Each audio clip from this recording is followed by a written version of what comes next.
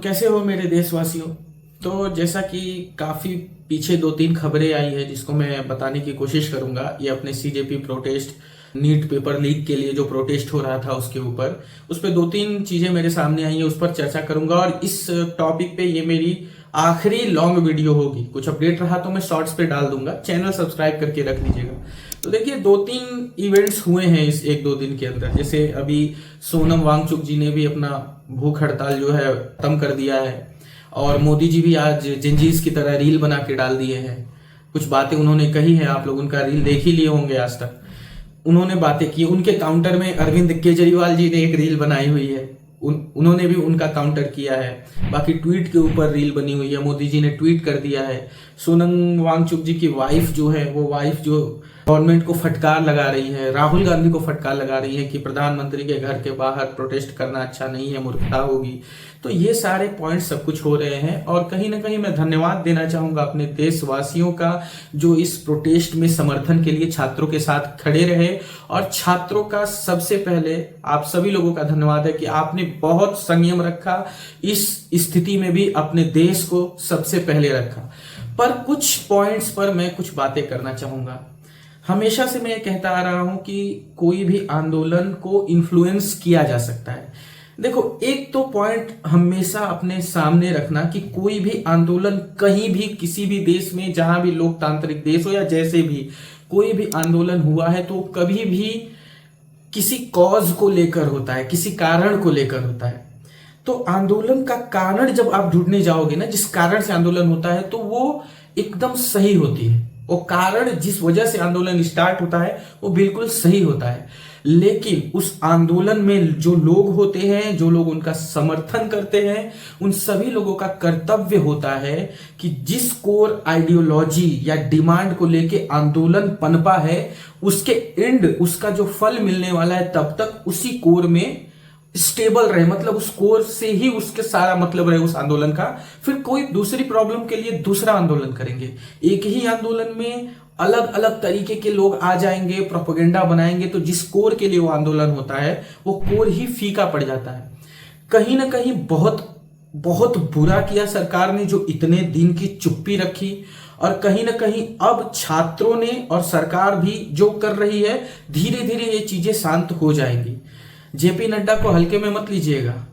कुछ पॉइंट्स हैं, मैं शॉर्ट्स में बताते रहूंगा, चैनल सब्सक्राइब कर लीजिएगा। उनके बारे में थोड़ी रिसर्च कर रहा हूं, कई लोगों से वो मिले हैं और सब कुछ बदल गया है, तो उनके बारे में मैं शॉर्ट्स में रिसर्च कर रहा हूं। कुछ ना कुछ टॉपिक्स लाते रहूंगा, तो उसके लिए चैनल जरूर सब्सक्राइब कर लीजिएगा। देखा जाए तो अभी रिसेंट में कई जो बयान भी आए हुए हैं, और ऐसा कहा जा रहा है कि 47 लोगों को बर्खास्त करने की, टर्मिनेट करने की ऐसी सूची आई हुई है सरकार के पास, उनको करना है ऐसा करके कुछ रिसेंट में मैंने न्यूज देखी है।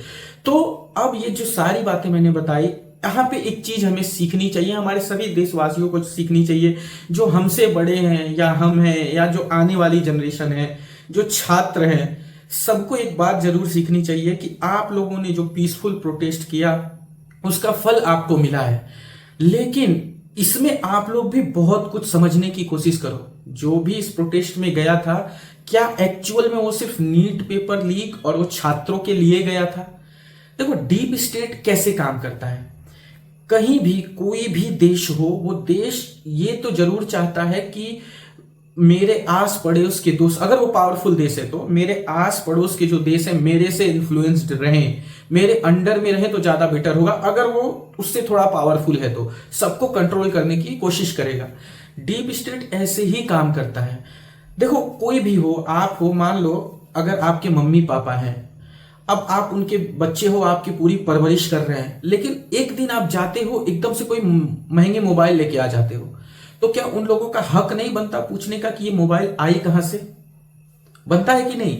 उसको भी छोड़ दो यार, आप कोई रिलेशन में भी नहीं हो, नॉर्मल सा आप फ्रेंड जोन में रहते हो, कोई नया मोबाइल ले लेता है तो भले हो अपने पैसे से लिया, एक बार उसको भी पूछ लेते हो कि कब लिया, कैसे लिया, सब पूछते हो ना, कहां से लिया, फ्लिपकार्ट से लिया, ऑफर था क्या, सब पूछते हो ना। तो क्या जब ये सारी चीजें आंदोलन होती है, तो क्या इसके पीछे फंड नहीं होता?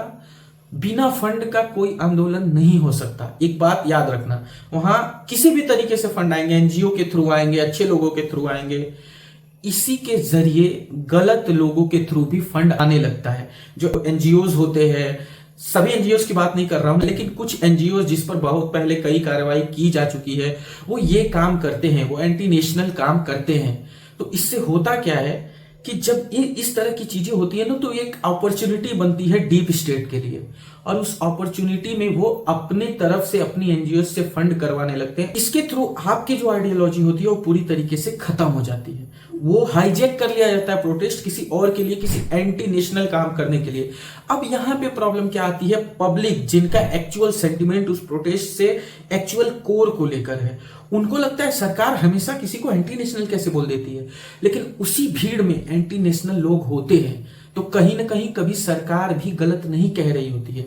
अभी एफसीआरए कानून लाने की बात हो रही है, उस कानून का मेन मोटो यही है कि जो भी एनजीओज हों, वो उनका पैसा कहां से आ रहा है, क्या आ रहा है, ये सब की जांच पड़ताल वो रख सके। एक्चुअल में मेन मोटो यही है उसका, इसी रीजन से इसको लाया जा रहा है। इसी वजह से मेरे दिमाग में एक सवाल आता है कि ठीक है, सारी चीजें हुई, सोनम वांगचुक जी को उठा के लेके जाया गया, सब कुछ अच्छा चल रहा था, ठीक है। लेकिन उसके बाद राहुल गांधी जी काफी बाद में आते हैं, और जब संसद मार्च के दिन, जो 20 जुलाई को पहली संसद के दिन होना था। अच्छा, एक चीज मैं और आप लोगों से पूछना चाहूंगा, आप लोगों को क्या लगता है, ये अपने मन से सारी चीजें हो रही हैं? इसके पीछे कोई भी नहीं बैठा है जो ये चीज एडवाइस कर रहा होगा किसी को?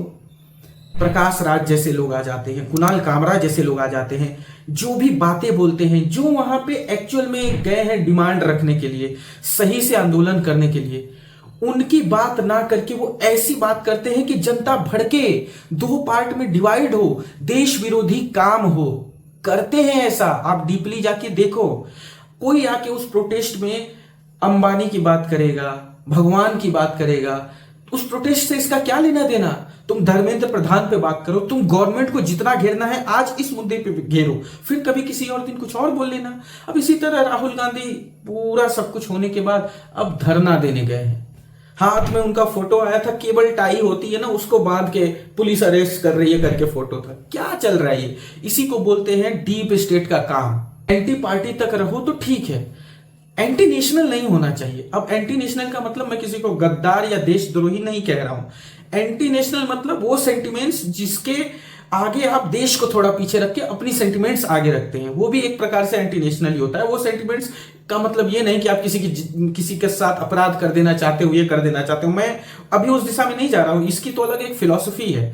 लेकिन वो सेंटिमेंट्स ऐसा सेंटिमेंट्स होता है जिसके आगे देश को पीछे रखते हैं, वो भी एक एंटी नेशनल सेंटिमेंट्स और काम ही होता है। और उसी के थ्रू डीप स्टेट उन पर हावी होता है और उनके थ्रू काम करवाता है। ऐसा ही होता है, नहीं तो ये सब नहीं संभव था। हर एक देश चाहता है अगर पावरफुल है तो उसका इन्फ्लुएंस ज्यादा से ज्यादा लोगों पर रहे। तो इन सारी चीजों से हमें क्या शिक्षा मिलती है? हमें अपने मुद्दे पर जरूर आवाज उठाना है, किसी का डर नहीं होना चाहिए। हिम्मत है, लीडर बनने की क्षमता है, लोगों को देख रहे हो परेशान हो, आवाज उठाओ। बट जिस बात के लिए आवाज उठा रहे हो बस उस तक ही सीमित रहो। वो काम आपका सफल हो तब किसी और काम के लिए बढ़ो। चार लोगों के इन्फ्लुएंस में आके, अब आपको क्या लगता है, पुलिस मार रही है, लोग आके कह रहे और मारो और मारो, ये स्टूडेंट्स हैं। अभी कई क्लिप्स तो मैं ऐसे देख रहा हूं कि बिना नंबर की गाड़ियां आ रही हैं, उसमें कई लोग भर के आ रहे हैं, बोल रहे हैं हम स्टूडेंट्स को सपोर्ट करने आ रहे हैं। उसको पुरानी कोई भी 4 व्हीलर रह रही है, कार रह रही है, उस पर नंबर नहीं रह रहा है। अब इसको भी लोग बोल देंगे ये सरकार करवा रही है। अरे यही तो, जो भी देखो, कोई भी देश में जो रूलिंग पार्टी होगी और ऑपोजिशन होगा, और ऑपोजिशन कहीं ना कहीं मौका ही ढूंढेगा ना कुछ करने का। ऐसा ही होता है। मैं मानता हूं, मैं सैकड़ों गलतियां गिनाता हूं अपनी रूलिंग गवर्नमेंट की, बट ये एक गलती वहां पे उसकी नहीं हो सकती। वो इन्फ्लुएंस किया जाएगा, उस प्रोटेस्ट को किसी और की तरफ मोड़ा जाएगा। अब क्या है ना, बहुत दिनों से लोगों के मन में खलबलाहट रहती है कि जैसा नेपाल में हुआ, इधर हुआ उधर हुआ, लोग बोल रहे हैं, बट होता नहीं है, हो नहीं पाता है। क्योंकि इंडिया में इतनी ताकत है, इंडिया की जितनी भी सिक्योरिटी एजेंसीज है ना, उसको हल्के में कोई नहीं लेता। तो इतना है, हाँ, सबसे कहीं ना कहीं सक्सेस रेशियो जो होता है 100% से 99.1% भी हो सकता है। तो सक्सेस रेशियो में थोड़ा बहुत वेरिएशन होता है, लेकिन इसका ये मतलब नहीं है कि हमारा देश इतना कमजोर है। बट लोगों के मन में जिनके खलबलाहट है, वो चाह रहे हैं कि कैसे भी इसको करके उस लेवल तक ले जाएं। बीज तो गड़ गया है, इसको शायद पानी वानी दें अपने प्रोपेगेंडा का तो पेड़ निकल जाए। इन सारी चीजों से हमारे यूथ को, और अभी भी जो लोग वोट करते हैं या जो लोग किसी भी मुद्दे पे बात करते हैं, उनकी उम्र कितनी भी हो, चाहे वो हमसे बहुत बड़े हो, इस दुनिया में हो अभी, हम, हमारे आने वाली जनरेशन, सबको ये क्रिटिकल थिंकिंग अपने दिमाग में जरूर रखनी चाहिए। आगे देखिए इस पे क्या होता है, जो भी मुझे दिखेगा मैं बताऊंगा। ये तो मैंने बस एक नॉर्मल सी बात कही, इसका कोई सॉल्यूशन अगर आप ढूंढेंगे और कुछ अच्छा हो जाएगा तो सीजेपी अच्छी हो गई, प्रोटेस्ट अच्छा हो गया, स्टूडेंट्स अच्छे हो गए, या बीजेपी अच्छी हो गई, कभी ये फैसला इसका आ ही नहीं सकता। यहाँ पे अच्छा बुरा नहीं हो सकता, यहाँ पे हमेशा कुछ न कुछ कसर रह जाएगी, आगे फिर आंदोलन होंगे, होते आए हैं, आगे और होंगे। इसीलिए मैं बोल रहा हूं कि इन सारी बातों का ध्यान देना, अपने कोर पे रहना, अपने देश के लिए खड़े रहना, जो भी मुद्दा उठेगा आंदोलन के लिए वो अच्छा ही होगा। तो फिर अब इस पर कुछ भी मिलेगा मैं आपको जरूर बताऊंगा, शॉर्ट्स में बताऊंगा, ये मेरी लॉन्ग वीडियो है। इसके बाद मैं ट्राई कर रहा हूं गवर्नमेंट जॉब और प्राइवेट जॉब पे एक वीडियो डालने के लिए। मेरी नेक्स्ट वीडियो शायद वो हो सकती है, कमेंट करके बताइएगा, अपना ओपिनियन जरूर दीजिएगा। अगर मेरी बातों से एग्री करते हो तो भी, और नहीं एग्री करते हो, डिसएग्री करते हो तो वो भी कमेंट करके जरूर बताइएगा। हम दोनों लोग मिलकर एनालिसिस करेंगे कि है क्या, ये क्रिटिकल थिंकिंग जिंदा रहनी चाहिए। जय हिंद, जय भारत, ओम नमः शिवाय।